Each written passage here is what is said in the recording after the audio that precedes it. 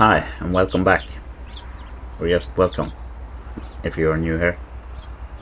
This is what I usually call my garage build series, but this episode is more about leveling the garden, which is a necessary step to get where I want to end up. But it still feels wrong to call this a garage build episode, even though that's exactly what I'm doing. Because I'm definitely not starting a new garden leveling series. We will get back to the garage at some point. But to be honest, a flat and level garden was probably the biggest motivation for this whole project. I don't really need a new garage, even though my old garage was getting a little cramped. It's always nice to have more garage space and more places to store useless junk I accumulate over the years. But what I really wanted was to level out the garden, fence it in, and make it into a place where my family and I could enjoy the 2.5 weeks of summer we get here in Norway every year. Yeah. And also I wanted my dog to be able to walk freely around in the garden without a leash. Our dog is a hunting breed, so she can't really go outside without one. She will always find something to chase, and then she's gone for 2 hours. So we need to fence in the garden.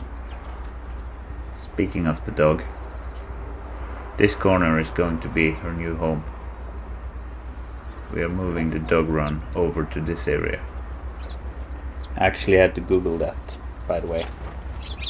I had no idea what it was called in English. I wanted to call it a dog prison, or canine correction facility, or Dogtanamo Bay, 4-legged Alcatraz. I don't know, but apparently Google insisted it was called a dog run. Sounds less exciting. Anyways, the plan is to build a small shed right beside it, with a roof that partially extends over the dog run. Kind of ironic that I just said I don't need a garage to store all my useless stuff. And now the plan is to build both a garage and a shed, so I have more space to store useless stuff. But I think it will look nice. And more importantly, a shed build is more content for the channel. So yeah, subscribe for that. Here I'm just doing more of what I did last episode, digging down to bedrock and sorting the soil from the rocks, and laying the rocks down at the bottom and leveling the ground. This is about 40 centimeters below the final garden level. I'm going to put 40 centimeters of soil on top of this. Hopefully this will stop the garden from turning into a soggy wet swamp once everything is finished. At the very least, it should provide pretty good drainage. This part actually feels like a milestone. If we look back at the first episode, you can see that where the excavator is standing now used to be about 2 meters lower when we started. We have come a long way, and it looks very different now.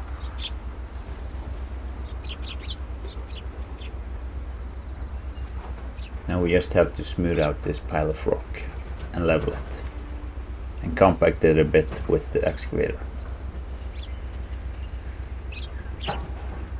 And now it's time to roll out the big guns. Ah, yeah. Oh.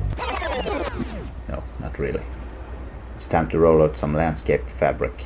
Not that exciting, but it prevents the soil from mixing with the rocks. The fabric lets water pass through, so drainage should still be good. I sorted the soil with the skeleton bucket as I go. From inside the excavator, this honestly looks like pretty decent soil to me.